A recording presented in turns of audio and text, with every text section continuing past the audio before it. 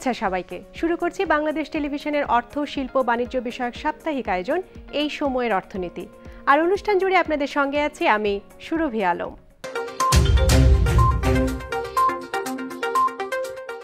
মূল অনুষ্ঠানে যাওয়ার আগে দর্শক দেখে নেওয়া যাক কি কি থাকছে আমাদের এই পর্বে। স্বাধীনতার 50 বছরে দেশের শিল্প ও সেবা খাতের ব্যাপক প্রসার, অগ্রগতির ধারা অব্যাহত রাখতে নতুন কর্মসংস্থান ও বিদেশি বিনিয়োগের উপর গুরুত্ব আরোপ অর্থনীতিবিদদের। দেশীয় কারখানায় প্রথমবারের মতো তৈরি হচ্ছে আধুনিক ও বিশ্বমানের এসি, নন এসি বাস সহ ভারী যানবাহন। 30 বছরের মধ্যে সর্বোচ্চ প্রবৃদ্ধি চীনে, 3 মাসে প্রবৃদ্ধি 18.30%। এবং থাকছে পুঁজিবাজারের বিশ্লেষণ সহ অর্থনীতির নানা খোঁজ খবর।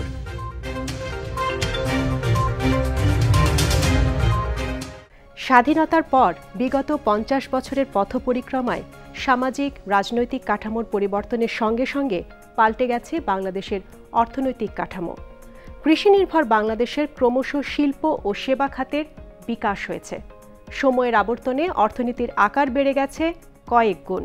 অর্থনীতিবিদরা বলছেন, উন্নয়নের ধারাবাহিকতা অব্যাহত রাখতে নতুন কর্মসংস্থান সৃষ্টি, বিদেশি বিনিয়োগ আনা এবং দক্ষতা বৃদ্ধির দিকে নজর দিতে হবে।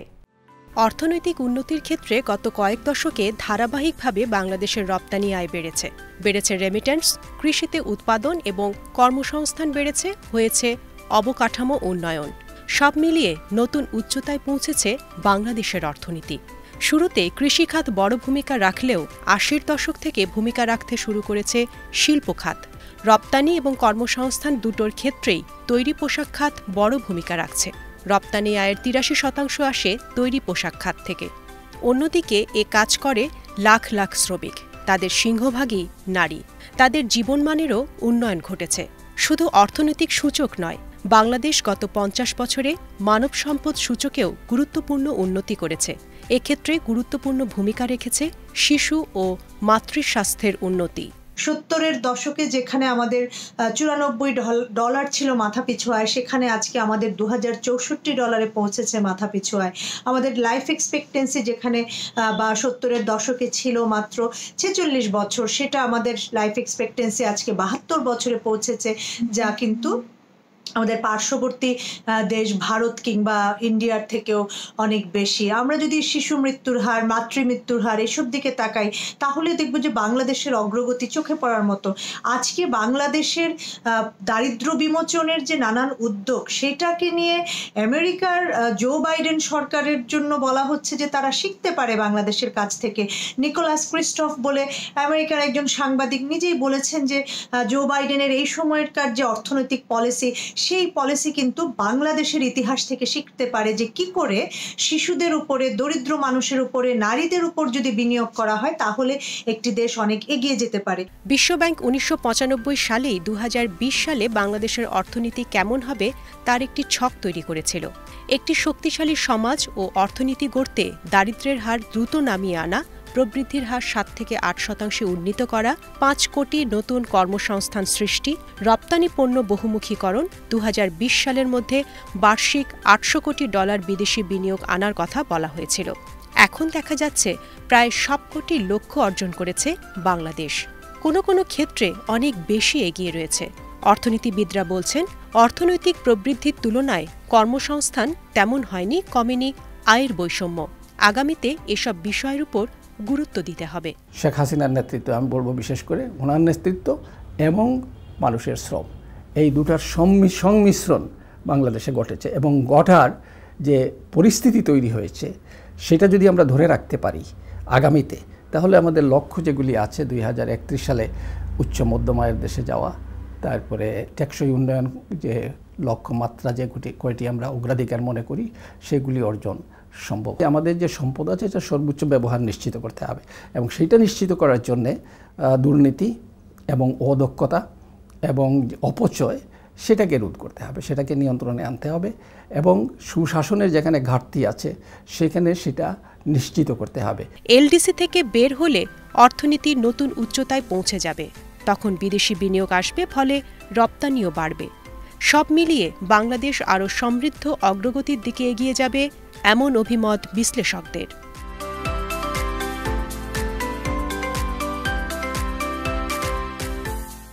দেশে গত বছরের এপ্রিলে $109 কোটি আয় পাঠিয়েছিলেন প্রবাসীরা, আর চলতি এপ্রিলের প্রথম 15 দিনেই এসেছে $115 কোটি, যা দেশের প্রায় 9,175 কোটি টাকার সমান।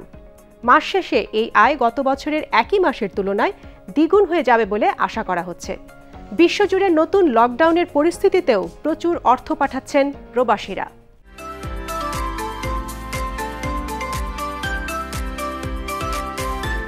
করোনা ভাইরাসের প্রকোপ শুরু হওয়ার পর দেশের রেমিটেন্স বা প্রবাসী আয় ঊর্ধ্বমুখী হয়ে উঠেছিল। তা গত মার্চে কিছুটা কমে আসে, তবে এপ্রিলে আবার বেড়েছে। গত মাসে এসেছে $191 কোটি 65 লাখ। চলতি বছরের জানুয়ারিতে $196 কোটি ও ফেব্রুয়ারিতে $178 কোটি আসে। গত বছরের জুলাই, সেপ্টেম্বর, অক্টোবর, নভেম্বর ও ডিসেম্বর এই 5 মাসের প্রতিটিতেই $200 কোটি বেশি প্রবাসী আয় আসে। এর মধ্যে সর্বোচ্চ $260 কোটি আসে জুলাইয়ে।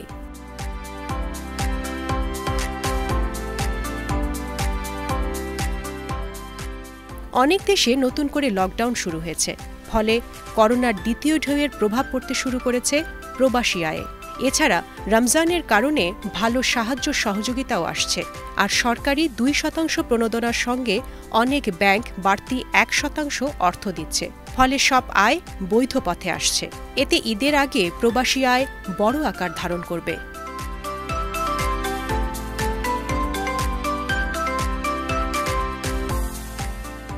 বাংলাদেশ ব্যাংকের তথ্য মতে চলতি এপ্রিলের প্রথম 15 দিনেই এসেছে $115 কোটি, যা প্রায় 9,775 কোটি টাকার সমান। মাস শেষে এই আয় গত বছরের একই মাসের তুলনায় দ্বিগুণ হয়ে যাবে বলে আশা করা হচ্ছে। গত বছরের এপ্রিলে $109 কোটি পাঠিয়েছিলেন প্রবাসীরা।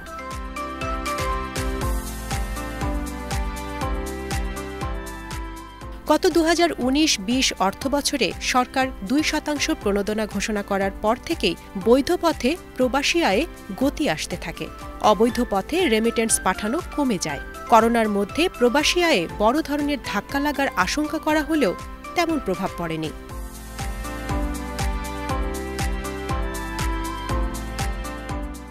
এখন সরকারের 2%-এর সঙ্গে অগ্রণী, রূপালী, ইসলামী ব্যাংক সহ আরও বেশ কয়েকটি ব্যাংক ও মোবাইলে আর্থিক সেবাদাতা প্রতিষ্ঠান বাড়তি 1% প্রণোদনা দিচ্ছে।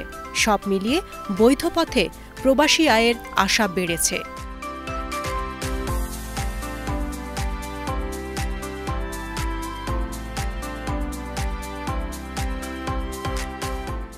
শুধু গাড়ি অ্যাসেম্বলিং বা সংযোজন নয়, দেশের কারখানায় প্রথমবারের মতো তৈরি হচ্ছে আধুনিক ও বিশ্বমানের এসি, নন এসি বাস সহ বিভিন্ন ভারী যানবাহন, যা বিপুল পরিমাণ আমদানি ব্যয় কমার পাশাপাশি দেশের শিল্পায়ন বৃদ্ধি ও কর্মসংস্থানের সুযোগ সৃষ্টি করছে। আর সরকারের পরিকল্পনা 2030 সালের মধ্যে বাংলাদেশকে অটোমোবাইল শিল্পে আঞ্চলিক কেন্দ্রে উন্নীত করা। ব্যক্তিগত গাড়ি থেকে শুরু করে বাস, ট্রাক সহ বিভিন্ন ভারী যানবাহন এ সবেরই অ্যাসেম্বলিং হয়ে থাকে দেশের কারখানাগুলোয়। মূলত ভারত, জাপান, যুক্তরাষ্ট্র সহ বিভিন্ন দেশ থেকে গাড়ির বডি ও যন্ত্রাংশ এনে চলে এর সংযোজন কার্যক্রম। তবে এবার সে গণ্ডি পেরিয়ে দেশেই প্রথমবারের মতো তৈরি হচ্ছে এসি, নন এসি বাসের কেবিন ও ট্রাকের বডি। ঢাকার অদূরে ধামরাইয়ে গাড়ি সংযোজনের পাশাপাশি বিশ্বমানের গাড়ি তৈরি করছে ইফাদ অটোস। মানে আমাদের বাজারজাতকরণ 60,000 গাড়ি চলতেছে বাংলাদেশে, এবং এখন আমাদের ফ্যাক্টরিতে উৎপাদন হচ্ছে মাসে 800 গাড়ি। মানে আমরা 10,000 গাড়ি আমরা পার ইয়ার তৈরি করতে পারবো। আরও বেশি এই ধরনের body making, assembling plant, manufacturing plant তৈরি হোক, যাতে নাকি একটা কম্পিটিশন হয়, মানুষ কম দামে ভালো জিনিস পায়। উদ্যোক্তারা বলছেন, বাংলাদেশে অটোমোবাইল শিল্পে সম্ভাবনা উজ্জ্বল। সেই সম্ভাবনাকে কাজে লাগাতে পারলে বাংলাদেশ হতে পারে এ অঞ্চলে গাড়ি সরবরাহের অন্যতম হাব। সরকারও এ খাতের উন্নয়নে নানা কর্মসূচি নিয়ে এগিয়ে এসেছে। ব্যবসায়ীদের ঋণ সুবিধা সহ বিশেষ ইপিজেড স্থাপন করছে সরকার। 2030 সালের মধ্যে বাংলাদেশকে আঞ্চলিক অটোমোবাইল শিল্প উৎপাদনের কেন্দ্রে উন্নীত করা হবে। সরকার দেশে শিল্প কারখানা স্থাপনের উপর গুরুত্ব দিয়ে দেশি বিদেশি বিনিয়োগকারীদের সব ধরনের সহায়তা প্রদান করছে। শিল্পমন্ত্রী জানান, শুধু গাড়ি উৎপাদন নয়, বহির্বিশ্বে মেড ইন বাংলাদেশের গাড়ি বাজারজাতকরণের পরিকল্পনাও নেওয়া হয়েছে। বর্তমানে প্রতি বছর বিদেশ থেকে 25 থেকে 30 হাজার বিভিন্ন ধরনের যানবাহন আমদানি করতে হয়। এতে সময় ও বৈদেশিক মুদ্রা দুটোই বেশি লাগে। সেক্ষেত্রে গাড়ি নির্মাণে এরকম আরও কারখানা গড়ে উঠলে সাশ্রয়ী মূল্যে বিশ্বমানের গাড়ি সরবরাহের পাশাপাশি এ শিল্পে ব্যাপক কর্মসংস্থানের সুযোগ সৃষ্টি হবে। করোনা মহামারী ও লকডাউনের মধ্যেও পুরো দমে সচল রয়েছে দেশের আমদানি রপ্তানির অন্যতম প্রবেশদ্বার চট্টগ্রাম বন্দর। পূর্ব অভিজ্ঞতাকে কাজে লাগিয়ে অ্যাকশন প্ল্যান তৈরি এবং প্রয়োজনীয় নির্দেশনা যথাযথভাবে কার্যকর হওয়ায় লকডাউনেও বন্দরের কার্যক্রম স্বাভাবিক গতিতে চলছে। 2020 সালের শুরুতে করোনাভাইরাস মহামারীর কারণে বন্দরের পণ্য খালাস ব্যবস্থা বাধার সম্মুখীন হয়েছিল। বন্দর পুরোদমে চালু থাকলেও পণ্য গ্রহণ করার মতো কাউকে পাওয়া যায়নি, যার ফলে লেগে যায় পণ্যের জট। আটকা পড়ে দেশের মেগা প্রকল্পসমূহের সরঞ্জাম। কিন্তু গতবারের অবস্থা থেকে এবার শিক্ষা নিয়ে করা হয়েছে নতুন অ্যাকশন প্ল্যান। কঠোর বিধিনিষেধের মধ্যে শুধু দাপ্তরিক কাজের জন্য শিফট করে কাজ চলছে। বন্দরের অপারেশনের কর্মীরা নিয়মিত কাজ করছেন। তাই এবার করোনা আর লকডাউনে কোনো সমস্যার মুখোমুখি হতে হচ্ছে না চট্টগ্রাম বন্দরকে। স্বাভাবিক সময়ের মতো সচল রয়েছে বন্দর।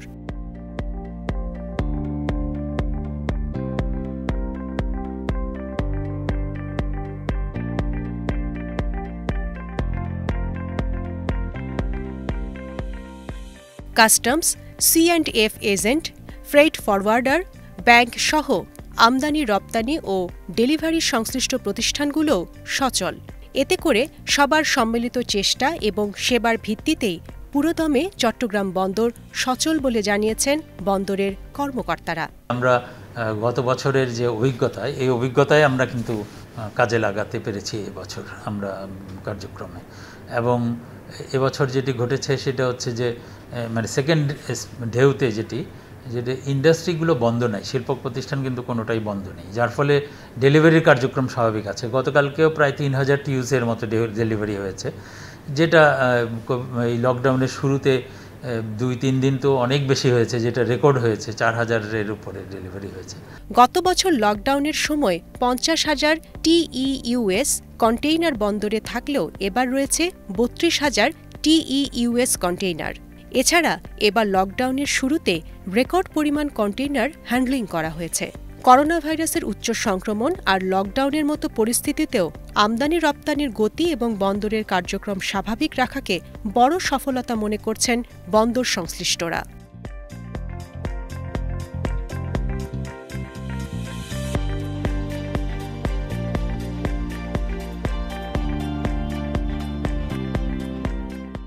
দর্শক, এবার এক নজরে দেখে আসি দেশ বিদেশের পুঁজিবাজারের সর্বশেষ আপডেট। শুরুতেই জানাচ্ছি ঢাকা স্টক এক্সচেঞ্জের আপডেট। দর্শক, ডিএসই এক্স সূচকটি গত এক সপ্তাহ ধরেই বেশ ভালো ঊর্ধ্বমুখী প্রবণতায় আছে। গত সপ্তাহে সূচকটি মুভিং এভারেজের উপরে লেনদেন বন্ধ করেছে। পাশাপাশি রিলেটিভ স্ট্রেংথ ইন্ডেক্স RSEO 50-এর উপরে। বলাই বাহুল্য, এ সপ্তাহ সূচক ভালো ঊর্ধ্বমুখী প্রবণতায় থাকার বেশ ভালো সম্ভাবনা আছে। গত সপ্তাহে সূচকটি সর্বোচ্চ 5459 এবং সর্বনিম্ন 5159 পয়েন্ট স্পর্শ করে। এ পর্যায়ে দেখে নেওয়া যাক চট্টগ্রাম স্টক এক্সচেঞ্জের অবস্থা। অনেকটা একই দৃশ্য দেখা যাচ্ছে CSE এক্স সূচকেও, যদিও ট্রেডিং ভলিউমের দিক থেকে বেশি ভলিউম নিয়ে লেনদেন বন্ধ হয়নি। তারপরও যেহেতু মুভিং এভারেজের উপরে লেনদেন বন্ধ হয়েছে, তাই আরেকটা ধারণা করা যায় এ সপ্তাহেও আগামী কিছুদিন সূচকের আরও ঊর্ধ্বমুখী প্রবণতা থাকতে পারে। গত সপ্তাহে সূচকটি সর্বোচ্চ 9503 এবং সর্বনিম্ন 9038 পয়েন্ট স্পর্শ করে। এবারে নজর দেওয়া যাক দেশের বাইরের গুরুত্বপূর্ণ কয়েকটি পুঁজিবাজারের দিকে। প্রথমেই দেখে নিচ্ছি new York stock exchange composite index. গত সপ্তাহে সূচকটি খুব ভালো ঊর্ধ্বমুখী প্রবণতায় থাকলেও সপ্তাহের শেষ দিন বিয়ারিশ প্রবণতায় সূচকের লেনদেন শেষ করে। গত সপ্তাহে সূচকটি সর্বোচ্চ 16200 এবং সর্বনিম্ন 15888 পয়েন্ট স্পর্শ করে। এবারে দেখে নেওয়া যাক চীনের প্রধান পুঁজিবাজার সাংহাই কম্পোজিট ইন্ডেক্সের দিকে। সূচকটি গত সপ্তাহে সাইডওয়েজ মুভমেন্টে ছিল। এ অবস্থায় দেখা যাচ্ছে বেশ কয়েকবার রেসিস্ট্যান্স লেভেল থেকে বারবার রিজেক্ট হচ্ছে। গত সপ্তাহে সূচকটি সর্বোচ্চ ৩,৪৯৪ এবং সর্বনিম্ন ৩,৩৭৫ পয়েন্ট স্পর্শ করে। সবশেষে দেখে নেওয়া যাক ভারতের প্রধান পুঁজিবাজার বোম্বে সেন্সেক্স 30 ইন্ডেক্সটি। গত সপ্তাহে সূচকটি স্ট্রং আপট্রেন্ড লাইনের নিচে লেনদেন বন্ধ করেছে। আগামী কিছুদিন সূচকটি নিম্নমুখী প্রবণতায় থাকার সম্ভাবনা আছে। গত সপ্তাহে সূচকটি সর্বোচ্চ ৪৯,০৪৯ এবং সর্বনিম্ন ৪৭,২৬৩ পয়েন্ট স্পর্শ করে। প্রিয় দর্শক, এবার দেখে আসি এ সপ্তাহের বৈদেশিক মুদ্রার বিনিময় হার ও স্বর্ণবাজার।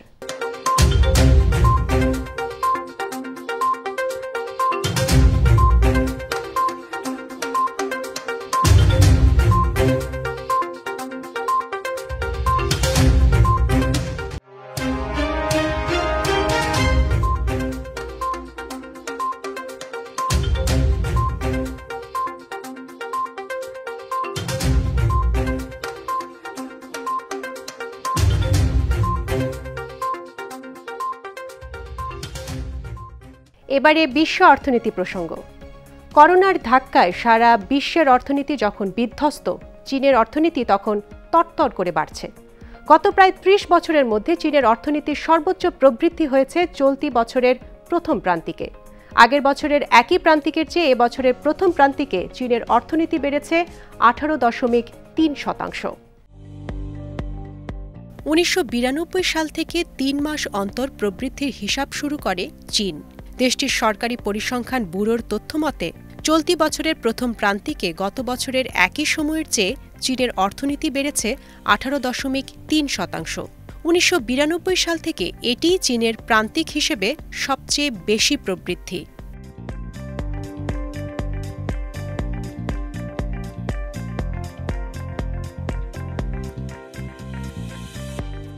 অবশ্য চীনের প্রবৃদ্ধি এতটা বাড়লেও তা প্রত্যাশার চেয়ে কম।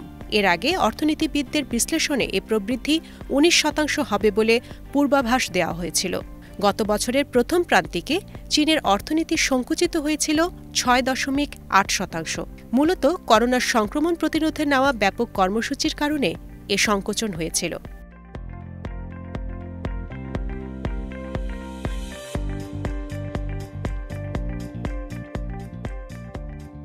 চীনের ন্যাশনাল ব্যুরো অব স্ট্যাটিস্টিক্স প্রকাশিত অন্য অর্থনৈতিক অবস্থাগুলো প্রত্যাবর্তনের দিকেই ইঙ্গিত করছে। অবশ্য গত বছর এত কমেছিল যার কারণে এবছর সব সূচকেই বৃদ্ধির হার বেশি দেখা যাচ্ছে। শিল্প খাতে উৎপাদন চলতি বছরের জানুয়ারি থেকে মার্চ পর্যন্ত গত বছরের তুলনায় বেড়েছে 14.1%। খুচরা বিক্রয় বেড়েছে 34.2%।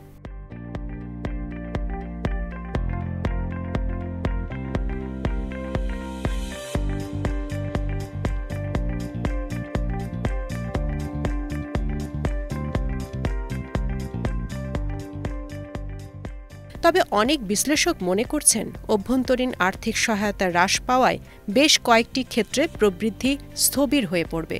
বাণিজ্যিক সক্ষমতা ও অভ্যন্তরীণ শিল্প কার্যক্রম হয়তো বছরের শেষ পর্যন্ত প্রবৃদ্ধির এ ধারা বজায় রাখতে পারবে না। এর মূল কারণ অভ্যন্তরীণ অর্থনীতিকে উদ্দীপিত করতে সেরকম ব্যবস্থা নেওয়া হয়নি।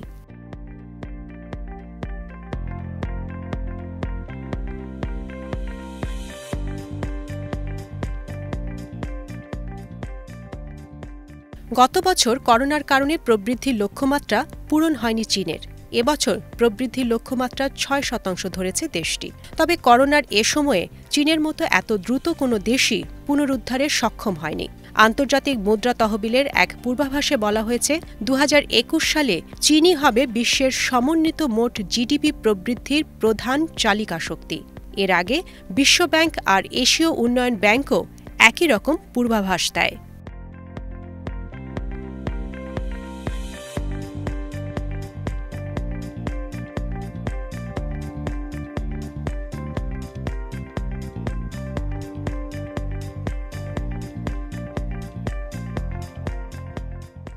দর্শক, কেমন লাগলো আমাদের আজকের আয়োজন?